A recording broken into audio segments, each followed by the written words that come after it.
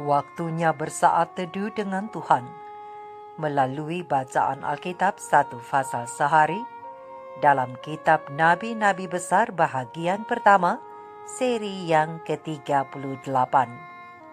Kitab Yesaya pasal 38, Yesaya dalam zaman Raja Hizkia dengan perikop Hizkia sakit dan disembuhkan. Mari baca Alkitab, mari dengar Alkitab, dan mari lakukan apa yang Allah firmankan di dalam Alkitab. Maka iman dan pengharapanmu tidaklah sia-sia.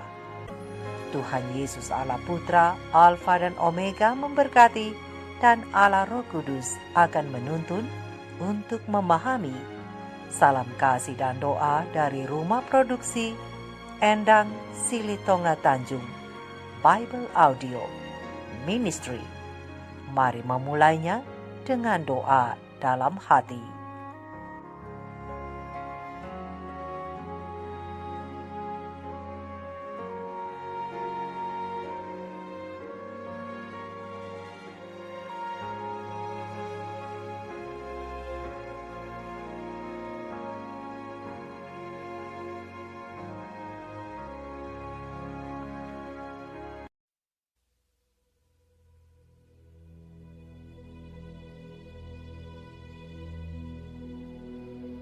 Pada hari-hari itu, Hizkia jatuh sakit dan hampir mati.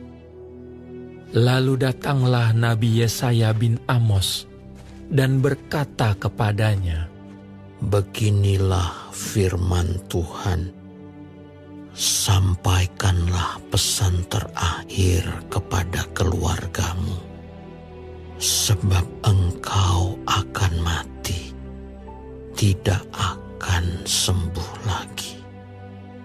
Lalu Hizkia memalingkan mukanya ke arah dinding, dan ia berdoa kepada Tuhan. Tuhan, ingatlah kiranya bahwa aku telah hidup di hadapan-Mu dengan setia dan dengan tulus hati, dan bahwa aku telah melakukan apa yang baik di mata-Mu. Kemudian menangislah Hizkia dengan sangat. Maka berfirmanlah Tuhan kepada Yesaya, "Pergilah dan katakanlah kepada Hizkia, beginilah firman Tuhan, Allah Daud bapa leluhurmu. Telah kudengar doamu, dan telah kulihat air matamu. Sesungguhnya aku akan memperpanjang hidupmu 15 tahun lagi. Dan aku akan melepaskan engkau dan kota ini dari tangan Raja Asyur. Dan aku akan memagari kota ini. Inilah yang akan menjadi tanda bagimu dari Tuhan, bahwa Tuhan akan melakukan apa yang telah dijanjikannya. Sesungguhnya, bayang-bayang pada penunjuk matahari buatan Ahaz akan kubuat mundur ke belakang 10 tapak yang telah dijalaninya." Maka pada penunjuk matahari itu, matahari pun mundurlah ke belakang 10 tapak dari jarak yang telah dijalaninya. Karangan Hizkia, Raja Yehuda, sesudah ia sakit dan sembuh dari penyakitnya. Aku ini berkata, dalam pertengahan umurku, aku harus pergi. Ke pintu gerbang dunia orang mati aku dipanggil untuk selebihnya dari hidupku. Aku berkata, aku tidak akan melihat Tuhan lagi di negeri orang-orang yang hidup. Aku tidak akan melihat seorang pun lagi di antara penduduk dunia. Pondok kediamanku dibongkar dan dibuka seperti kemah gembala. Seperti tukang tenung menggulung tenungannya, aku mengakhiri hidupku. Tuhan memutus nyawaku dari benang hidup. Dari siang sampai malam Engkau membiarkan aku begitu saja. Aku berteriak minta tolong sampai pagi. Seperti singa, demikianlah Tuhan menghancurkan segala tulang-tulangku. Dari siang sampai malam, Engkau membiarkan aku begitu saja.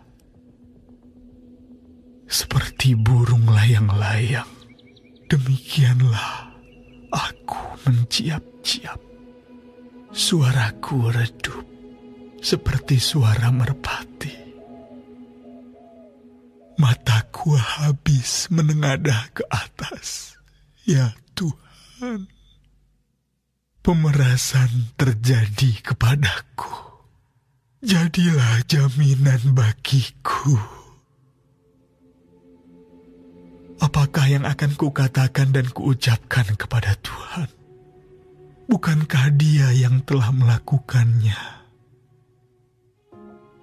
Aku sama sekali tidak dapat tidur karena pahit pedihnya perasaanku. Ya Tuhan, karena inilah hatiku mengharapkan Engkau. Tenangkanlah rohku. Buatlah aku sehat. Buatlah aku sembuh. Sesungguhnya, penderitaan yang pahit menjadi keselamatan bagiku. Engkaulah yang mencegah jiwaku dari lubang kebinasaan. Sebab Engkau telah melemparkan segala dosaku jauh dari hadapan-Mu. Sebab dunia orang mati tidak dapat mengucap syukur kepadamu, dan maut tidak dapat memuji-muji Engkau. Orang-orang yang turun ke liang kubur tidak menanti-nanti akan kesetiaan-Mu. Tetapi hanyalah orang yang hidup, dialah yang mengucap syukur kepadamu, seperti aku pada hari ini. Seorang bapa memberitahukan kesetiaan-Mu kepada anak-anaknya. Tuhan telah datang menyelamatkan aku. Kami hendak main kecapi seumur hidup kami di rumah Tuhan. Kemudian berkatalah Yesaya, Baiklah diambil sebuah kue ara dan ditaruh pada bara itu, supaya sembuh. sebelum itu Hizkia telah berkata, Apakah yang akan menjadi tanda bahwa aku akan pergi ke rumah Tuhan?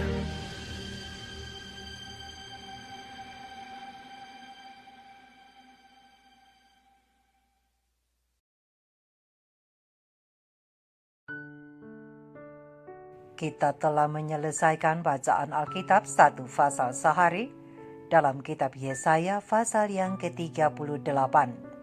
Sedikit perenungan melalui pasal ini tentang Allah mendengarkan doa dengan ayat panduan perenungan terang besar Alkitab Yesaya 38 ayat 7 dan ayat yang ke-21 dengan bunyi nas. Inilah yang akan menjadi tanda bagimu dari Tuhan, bahwa Tuhan akan melakukan apa yang telah dijanjikannya. Kemudian berkatalah Yesaya, baiklah diambil sebuah kue ara dan ditaruh pada bara itu supaya sembuh. Sahabat-sahabat firman yang dikasihi oleh Tuhan di mana saja Anda berada, Allah sudah berkata kepada Hizkia bahwa ia akan mati dan tidak akan sembuh lagi di ayat yang pertama.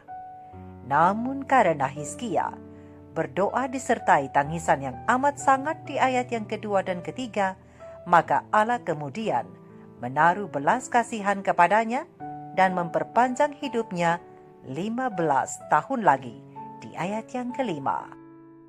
Sahabat-sahabat firman yang dikasihi oleh Tuhan di mana saja Anda berada, seringkali orang-orang Kristen terjebak dalam salah pengertian tentang doa. Salah pengertian yang pertama adalah jika kita terus-menerus meminta kepada Allah di dalam doa, maka kita dapat mempengaruhi Allah untuk memberikan apa yang kita minta, walaupun tadinya Allah tidak berkenan memberikannya.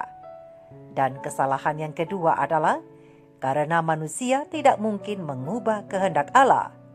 Itu berarti doa tidak dapat mengubah apapun. Untuk itu pena Ilham Ilahi Roh Nubuat Kebahagiaan Sejati, halaman 87 alinea kedua, dan pena Ilham Ilahi Roh Nubuat Prayer, halaman 7 alinea pertama, meluruskan pandangan doa kepada kita semua. Doa adalah membuka hati kepada Allah sebagai kepada seorang sahabat.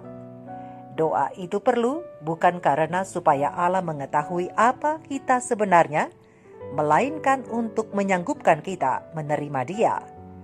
Doa bukanlah membawa Allah turun kepada kita, melainkan membawa kita kepadanya. Sungguh luar biasa bahwa kita dapat berdoa dengan efektif, bahwa manusia yang tidak layak dan berdosa memiliki kekuatan untuk mengajukan permintaan mereka kepada Tuhan. Kekuatan lebih tinggi apa yang dapat diinginkan manusia selain dari ini, yaitu terhubung dengan Tuhan yang tak terbatas? Oh, manusia yang lemah dan berdosa memiliki hak istimewa untuk berbicara kepada penciptanya. Kita dapat mengucapkan kata-kata yang akan mencapai tahta Raja alam semesta. Dan kita dapat berbicara dengan Yesus saat kita berjalan di jalan, dan Ia akan berkata, "Aku ada di sebelah kananmu." Sahabat-sahabatku, biarlah sikap dan pandangan kita tentang doa dapat berubah. Nah, sahabat-sahabat firman, sekarang mari kita cermati ketika Allah menyatakan bahwa Hizkia akan mati. Bukankah Allah telah mengetahui terlebih dahulu bahwa Hizkia akan berdoa kepadanya dan meminta kesembuhan? Dan apakah Allah tidak tahu apa konsekuensi apabila Ia mengabulkan permohonan Hizkia? Sampai di sini kita harus pahami bahwa Allah bukan otoriter dalam menjawab doa. Namun Allah menanggapi atau merespon doa yang dilayangkan dengan sungguh-sungguh kepadanya. Ia mengatakan melalui hambanya Nabi Yesaya bahwa Hizkia akan mati, tetapi dalam belas kasihannya Allah juga menetapkan akan memperpanjang umur Hizkia. Jadi jangan kita samakan apa yang dikatakan Allah dengan apa yang menjadi kehendak dan keputusan Allah. Apa yang dikatakan Allah bisa merupakan sebuah kesempatan untuk sebuah perubahan. Jadi doa Hizkia bukan mengubah keputusan Allah, namun Allah memperpanjang hidup Hizkia dalam belas kasihannya untuk suatu maksud, yaitu kiranya Hizkia akan memasyurkan kasih Allah yang telah menyembuhkan dan menyelamatkannya berdasarkan terang besar Alkitab Yesaya 38 ayat 19 dan ayat yang ke-20 bahagian pertama. Sahabat-sahabat firman, menanggapi belas kasihan Tuhan dalam memperpanjang hidupnya, Hizkia menyanyikan lagu pujian di ayat yang ke-20 yang berbunyi, "Tuhan telah datang menyelamatkan aku. Kami hendak main kecapi seumur hidup kami di rumah Tuhan." Pujian seperti ini juga, sahabat-sahabatku, dapat dinyanyikan oleh semua yang telah Tuhan selamatkan pada hari ini, yang merasakan tahun-tahun hidupnya nyaris terputus, tetapi Tuhan telah memulihkan dan membuat mereka hidup, dan berkata, "Di dalamku ada kepahitan, tetapi Tuhan telah mengasihi jiwaku dan membebaskan aku dari lubang dosa dan telah membuang dosaku di belakangnya. Dan untuk semuanya ini, aku memuji Dia seperti Hizkia dalam doanya. Sebab kami tidak dapat memuji-Mu dalam kematian, karena mereka yang mati tidak dapat memuji-Mu. Hanya orang hiduplah yang dapat memuji-Mu, Tuhan. Terima kasih, karena aku bisa tinggal lebih lama lagi di antara mereka yang hidup. Sahabat-sahabat firman, walaupun kita hidup di dunia, di mana pertentangan besar sedang berkecamuk dan kita semua berada dalam medan tempur di antara yang baik dan yang jahat, tetapi Tuhan tidak akan meninggalkan kita. Bahkan, Ia bersedia untuk mendengarkan permohonan kita. Mungkin beberapa dari kita membutuhkan penyembuhan fisik, tetapi lebih daripada itu, kita semua lebih membutuhkan penyembuhan rohani. Untuk itu, janganlah kita menyia-nyiakan waktu lagi, tetapi tatalah rumah hati kita dan rendahkanlah diri di dalam doa. Marilah kita berdoa secara pribadi dan bersatu sebagai gereja yang hidup, agar Tuhan mau memperpanjang hari-hari kita untuk suatu maksud yang suci, yaitu memasyurkan Injil kasih Tuhan dan membawa banyak orang datang kepada kebenarannya. Mari kita renungkan ini bersama. Maranatha. Shalom.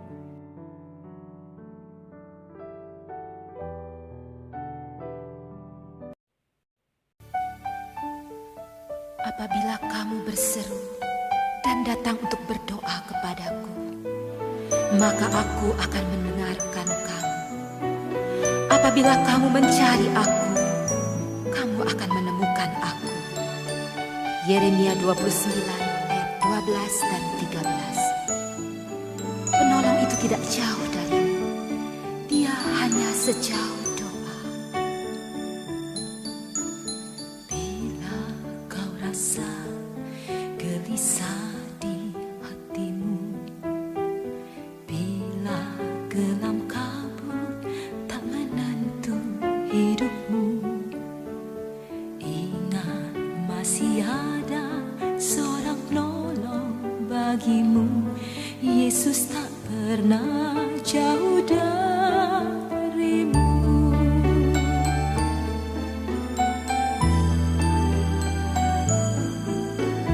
Bila cobaan membebani hidupmu, bila sengsara melemahkan hatimu, ingat Yesus takkan pernah meninggalkanmu.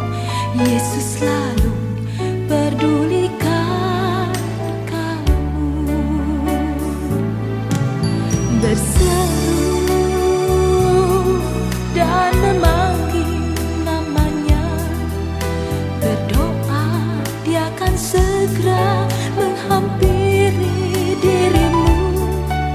Percaya Yesus tak jauh darimu. Yesus hanya sejauh doa.